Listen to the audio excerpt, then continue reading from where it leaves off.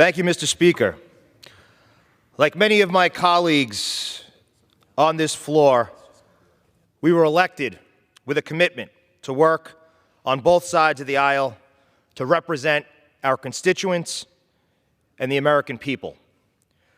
Unfortunately, we learned very early into Mr. Santos's term that he was elected under false pretenses, which made it clear that he cannot represent the great constituents of Nassau County and across this country.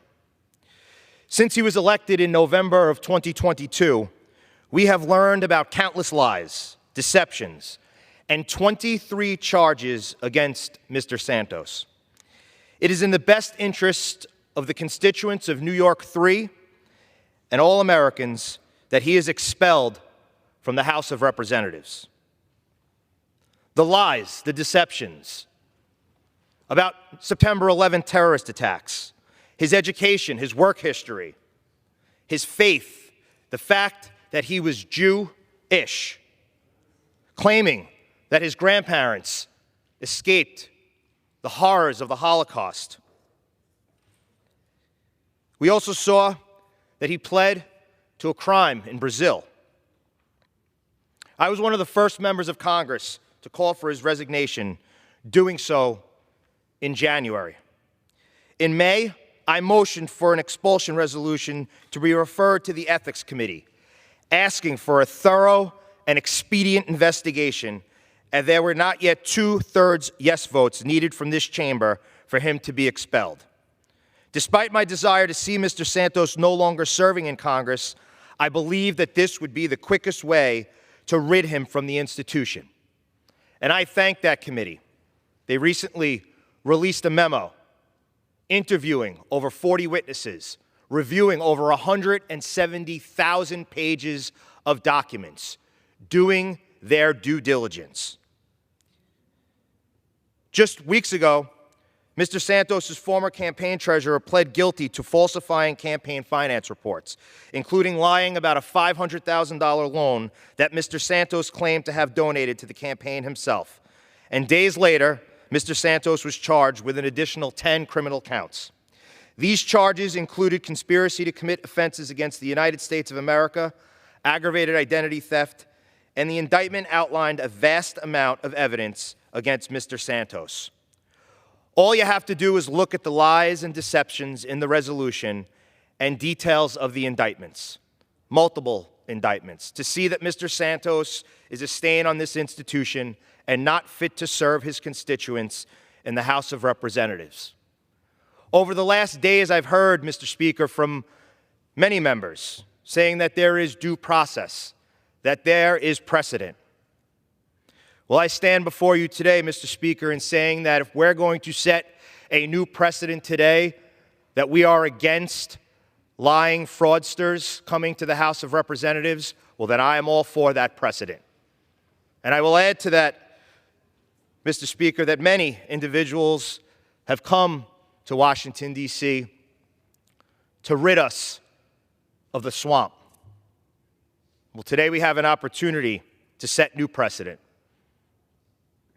and to remove someone from the House of Representatives that is not properly representing the people of New York's 3rd Congressional District. Thank you, Mr. Speaker. I reserve my time. The gentleman reserves. The gentleman from New York, Mr. Santos, is recognized. I reserve. The gentleman reserves. The gentleman from New York, Mr. D'Esposito, is recognized. Mr. Speaker, I yield as much time as he may consume to the gentleman from New York, Mr. LaLota. The gentleman from New York, Mr. LaLota, is recognized.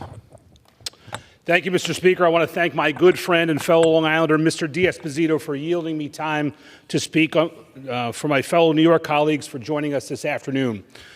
New Yorkers from Queens and Nassau counties deserve better than George Santos, a total fraud and serial liar representing them in Congress. Each day that Mr. Santos is allowed to remain a member of Congress, my New York neighbors to the west are being denied real representation in these halls. That is because their representative is incapable of getting a bill passed, a project funded, or even sitting on a committee because he lacks the minimum amount of trust necessary of a member of Congress. Today, the best way to support my fellow New Yorkers and overcome George Santos's fraud is to expel George Santos, from the House of Representatives. Mr. Speaker, Mr. Santos has said expelling him before he is formally charged and found guilty would create a new precedent in this body, one that could have negative consequences for generations. Respectfully, Mr. Speaker, I disagree. The consequences and precedents of not expelling him for his lies and fraud has the potential to do far more damage to this institution. I would submit today that we have an opportunity to set a new standard, a new precedent, that if a candidate for Congress makes his entire life up in order to defraud voters and donors, and subsequently those voters reasonably rely on that candidate's lies to elect him or her, that we, the House of Representatives, will exercise the authority given to us in the Constitution to expel that member. George Santos's lies are more widespread than even the most untrustworthy politicians, and these lies were necessary to get him elected. George Santos didn't just lie about his family business dealings like President Biden did. Santos lied about everything about his professional background, from his family's wealth to working for Goldman Sachs and Citigroup. Santos committed this fraud, this election fraud, to create an entire new persona that voters and donors could support. Santos's treasurer, his co-conspirator, recently pled guilty to their criminal conspiracy, which included faking a six-figure loan to the campaign to induce more contributions. George Santos didn't just lie about attending a school on full scholarship or finishing in the top half of his class like President Biden did. Rather, Santos went much further. To defraud voters and to swindle donors out of millions, George Santos lied about his entire education. Not that he graduated in a certain part of his class, not that he received a specific award. Those lies are reserved for other slimy politicians and are worthy of different kinds of rebuke, less than expulsion. George Santos lied about attending and graduating from Baruch College. Meanwhile, he never attended Baruch. He never took one class. The fabulist even made up an entire fictional story about he was a star on the school's volleyball team. George Santos thinks that we're fools, Mr. Speaker. And George Santos didn't just lie about being at Ground Zero on the day after September 11th like President Biden did. George Santos went much further, saying that his mother was in the South Tower on 9/11 and escaped only to later die from 9/11 related illness. Santos lied about his association with 9/11 to win over Long Island families, families of cops and firefighters and other innocent people who died on 9/11 and whose hearts were ripped out that fateful day. He did it as part of a broader scheme to defraud voters and donors to get him elected to Congress. To further defraud voters and swindle donors out of millions, George Santos even lied about being Jewish. Like his lies about his association with 9/11, Santos lied about being Jewish as part of a calculated attempt to win over voters in the district that Santos is attempting to trick, who has a strong Jewish population. George Santos says the decision of whether he should remain in Congress should be left up to the people of New York's 3rd District. I would argue these New Yorkers were robbed of this opportunity when they were duped into voting for a fictitious candidate to represent them in Congress. George Santos has stated himself that he lied about several parts of his life, including his education and his mother dying on 9/11, and today 78% of his constituents support his expulsion from Congress.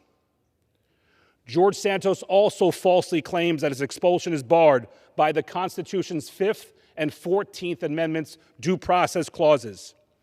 Yet the due process clauses do not apply to House proceedings such as expulsions.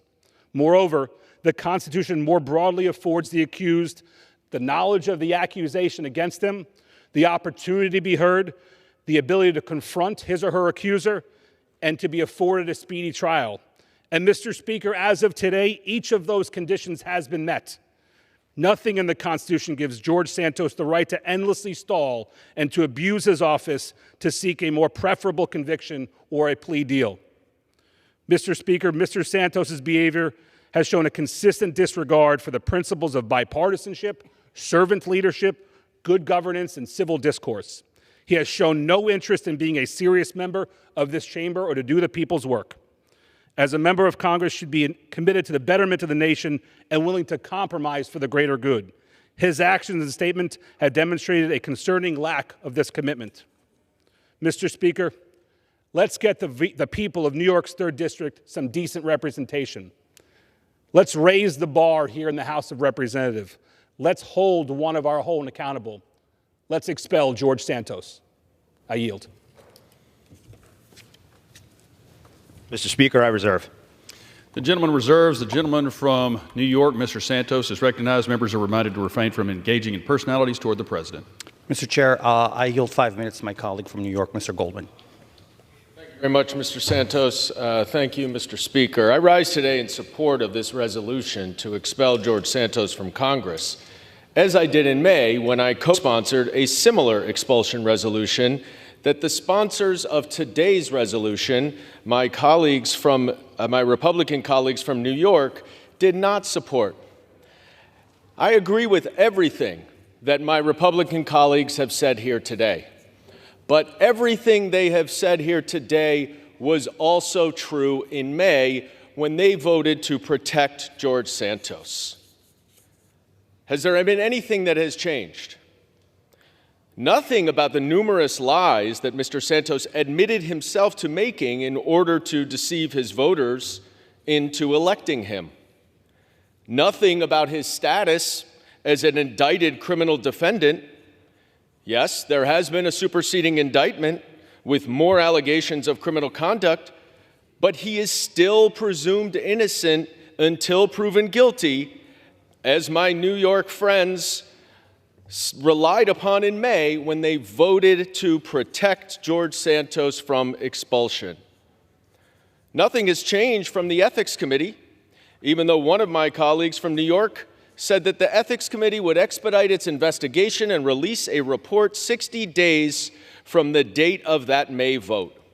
Well, we are now 175 days since then, and there is no ethics report that would prompt a change of heart.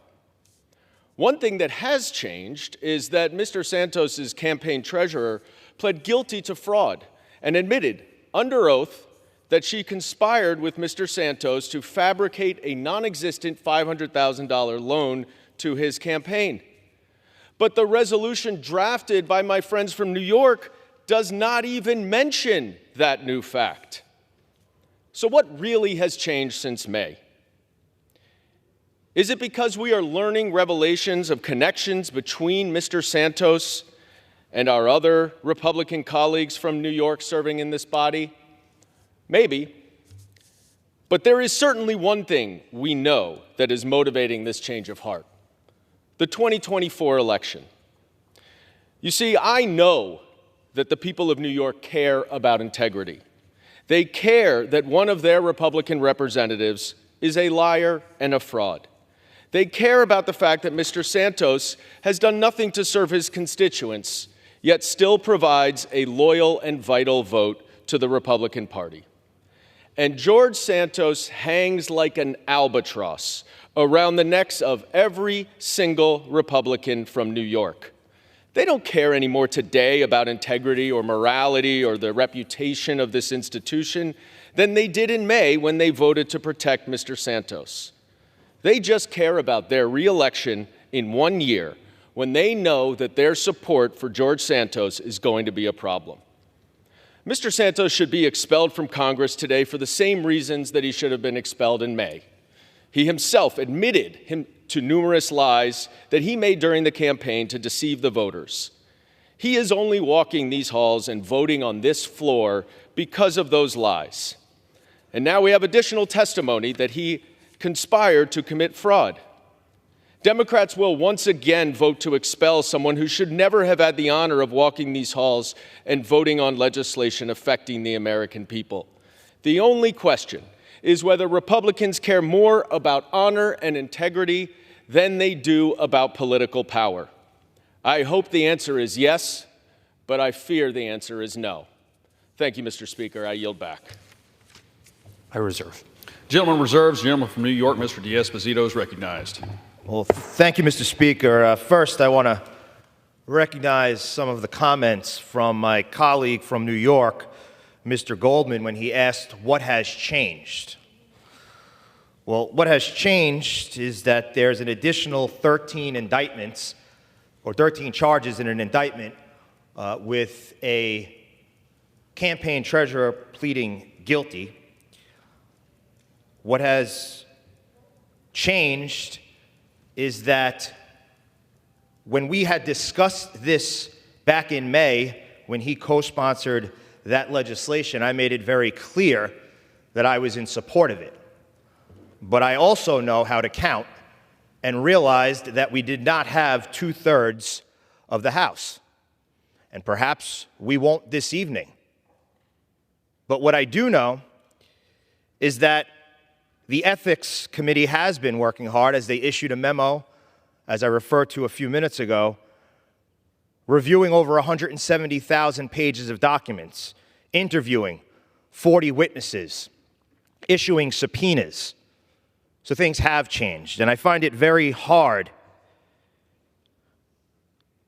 to take advice about serving constituents, Mr. Speaker, from a gentleman who has outright supported a rogue DA like Alvin Bragg in New York City, who has turned one of the greatest cities in this country into an outright disaster. Just ask your constituents. With that, Mr. Speaker, I yield as much time as he may consume to my good friend from New York, Mr. Lawler.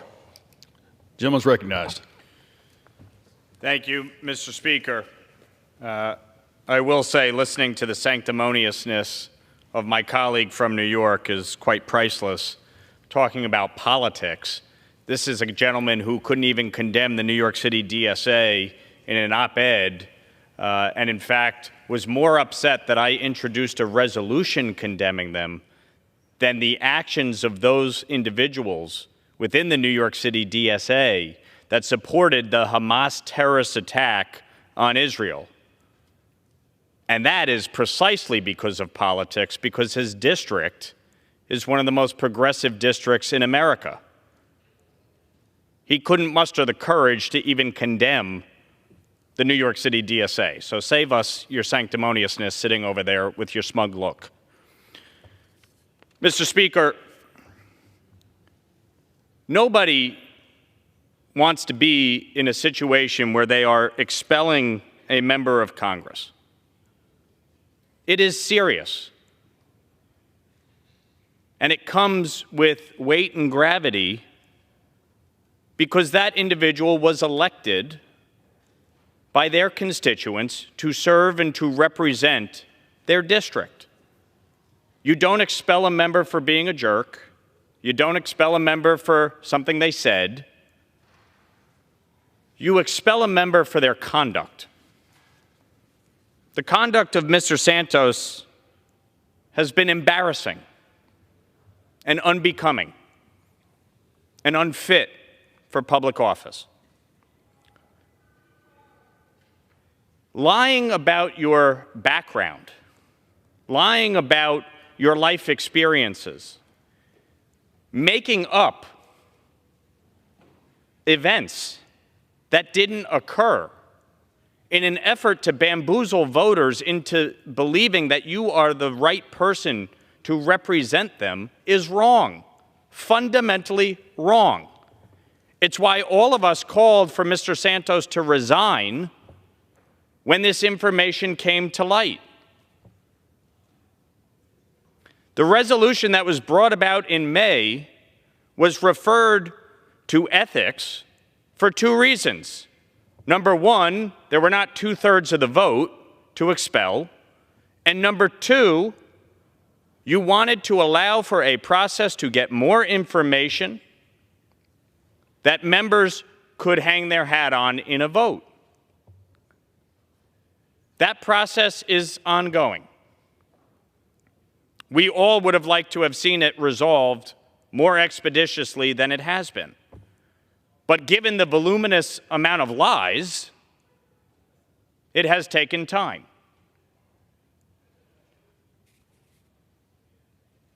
What has changed since May is that you have a guilty plea by the treasurer who was involved in this scam, who has laid out precisely what happened. And you have a superseding indictment, 13 additional felony charges, outlining precisely what happened. And yes, Mr. Santos will get his day in court. But for the purposes of this body, we now have more than enough information from a court of law with the guilty plea of his treasurer to expel him from Congress. When you can sit with a straight face and say that you attended an institution like Baruch College or that you were a volleyball superstar and recite this on a nationally syndicated radio show, when you can make up the fact that your mother was in the Twin Towers on September 11th with not even an ounce of shame or remorse, you're unfit to serve. All of us, being from New York, remember that day precisely. I was in my 5th day of freshman year of high school. The number of my classmates whose parents were in the building, whose parents didn't come home, the number of first responders in each of our districts who still to today are dying from 9/11 related illnesses. This is not something you joke about, you lie about. It is unfit. So, we as members of this body, despite the political nonsense that just came out of my colleague's mouth from New York, we as members of this body have tried to allow for a process to take place, allow for a process in which the members of this body can be confident that Mr. Santos should be expelled from Congress.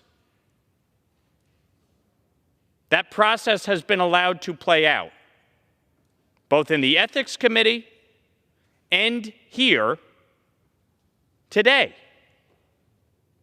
And based on the conviction and guilty plea of his treasurer and the admission of the fraud that was perpetrated upon donors, upon the NRCC, upon former Speaker McCarthy's chief of staff, that is more than sufficient evidence and information to expel Mr. Santos from Congress. There is not enough time to go through the litany of lies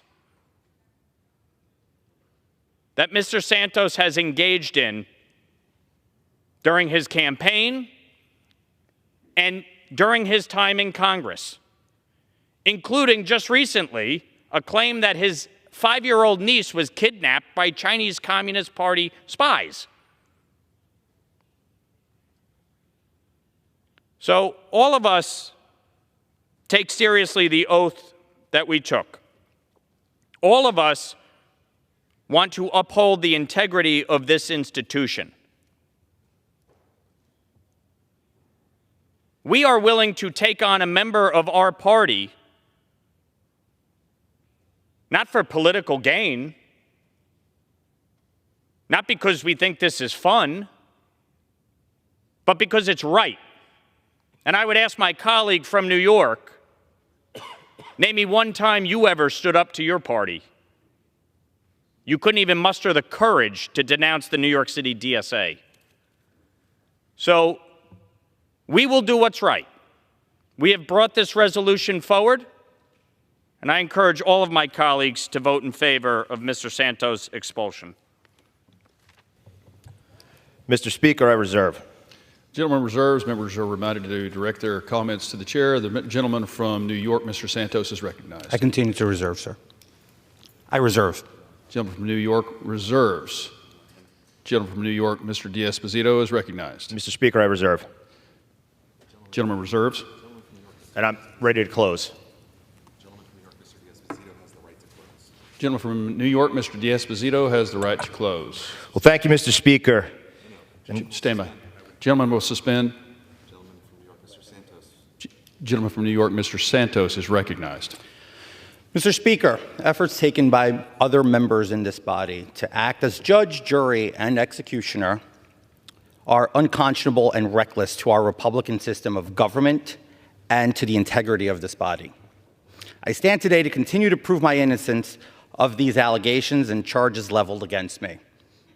I'd like to say I understand the point of view of my colleagues, but I don't. One can't say that they are pro-Constitution and at the same time act as judge, jury, and executioner. Where is the consistency, Mr. Speaker? The actions taken within this body are delicate, and consistency is essential. And now is not the time to set dangerous precedent. Consider this.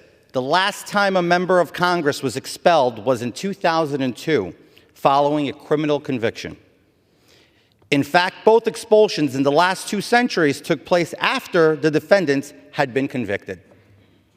To my colleagues on the other side of the aisle, I'd like to remind you that many of you are supporting another member of Congress who is under investigation and is the second time he is indicted. And even one of you, and even one who recently pleaded guilty to a crime, rather than calling for their resignation, here we are. I must warn my colleagues that voting for expulsion at this point would circumvent the judicial system's right to due process that I am entitled to, and desanctify the long-held premise that one is presumed innocent until proven guilty. It is unconscionable to think that this body, who is at war with the DOJ over their politically motivated practices, would blindly accept their accusation against a member of another branch of government. We were each elected to Congress because our constituents supported our pledge to uphold the Constitution, protect their liberties, and put their needs first.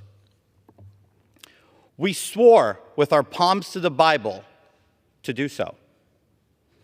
This expulsion, unfortunately, is politically motivated by some members within this body.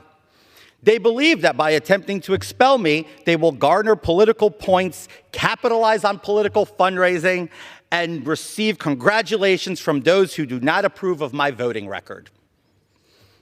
During this Congress, we have seen the world set aflame, our allies attacked, recession looming, crime out of control, an unprecedented border crisis, and the diminishment of American power, prestige, and respect at home and around the globe. We should focus on solving these pressing issues that plague our nation and that affect our citizens every single day. Instead, we are prioritizing petty politics and undermining the integrity of our system of government, all for political cheap gains. Pettifog all you want, but you can never say I am not committed to serving my constituents of NY3. I have strived to build relationships and institutional acumen to represent and legislate for my people back home. Since I took office, over 1,100 cases of constituent works have been solved, key relationships with stakeholders in the district have been built, and a fresh voice of common sense and servant leadership has returned to New York. My office has no string attached to political parties and apparatuses back home, so I'm free to represent them openly here without the overlords of the GOP over my head in New York and Nassau County.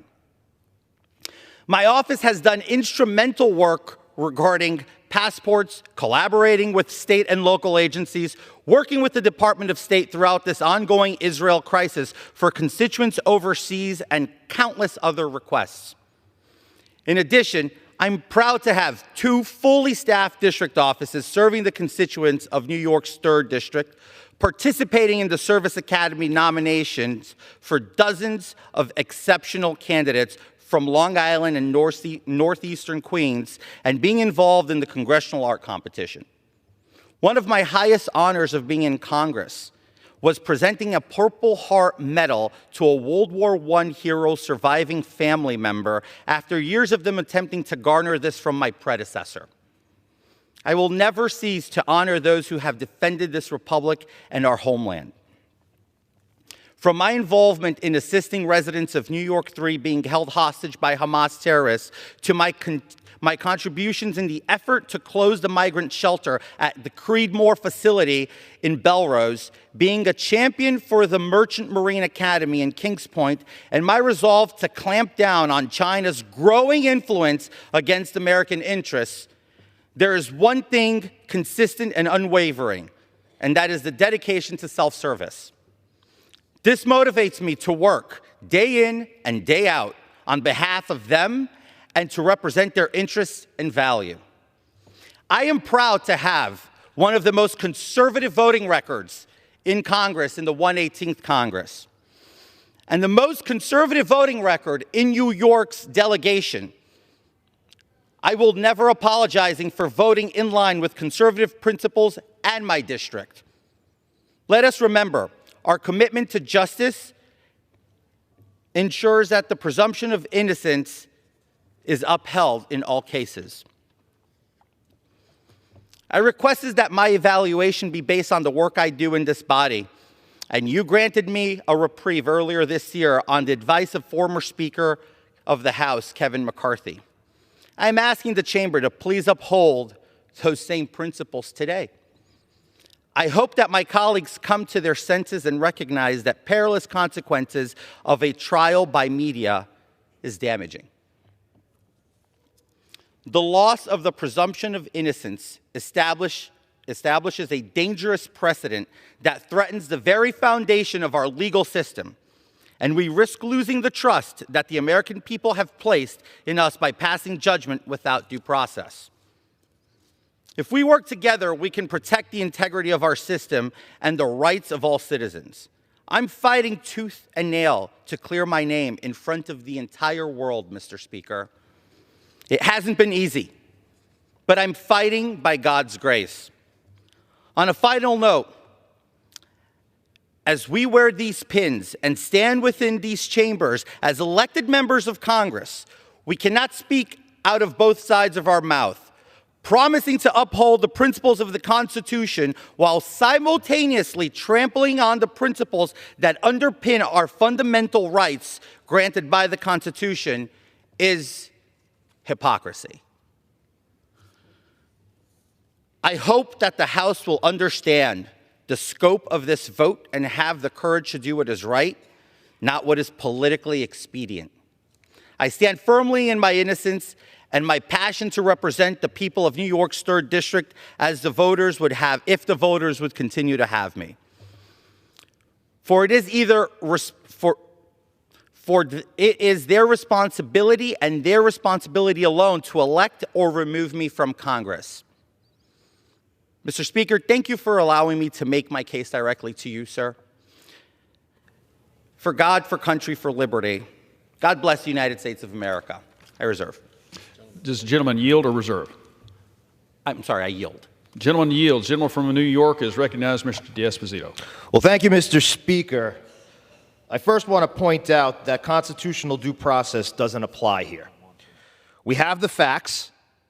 They've been outlined over the last 10 months, and the facts are that Mr. Santos actually admitted to those lies and deceptions. He references the concern of this body and the fact that we, quote, may be losing trust. I want to let everyone in on a stark reminder. Coming from New York, New Yorkers don't agree on much of anything. But 78% of the individuals who live in the 3rd Congressional District do not want George Santos as their representative. So it seems to me that trust has already been lost. Like my colleagues mentioned, this is not something we want to do. In fact, I wasn't elected to Congress, and nor were my colleagues here from New York, to entertain issues like this. But while Mr. Santos referenced the work that needs to be done here in the 118th Congress, like fighting the out-of-control spending from the Biden administration, like holding him accountable for his lies and deception and failure to uphold the Constitution, like securing our southern border, like keeping our communities safe, like making this country energy independent, yes, that is the work that we want to do. That is the work that our neighbors sent us here to do. But each time we attempt to do that work, we are sidetracked by yet another story involving George Santos. So you see, we are here today because we've heard all the facts. We know what is at stake. And yes, we understand that there is a precedent. But by God, if there is ever a time that the American people want to see a new standard, want to see a new precedent set on Capitol Hill, I think now's the time. They've watched over the last 3 or 4 weeks while we tried to find our new Speaker of the House. This government was on hold. We couldn't do the work of the American people. And you know what? They're looking at us, and they want us to be held to a higher standard. So that's why we are putting this resolution on the floor. Not because we want to, not for political points. This resolution would have been put forth by me whether I represent a bright red district or the brightest of blue districts. This is about doing the right thing. It's about putting this institution first, and it's about giving the people of the 3rd Congressional District the opportunity to be represented. And with that, Mr. Speaker, I thank you, and I yield. The gentleman yields. Without objection, the previous question is ordered.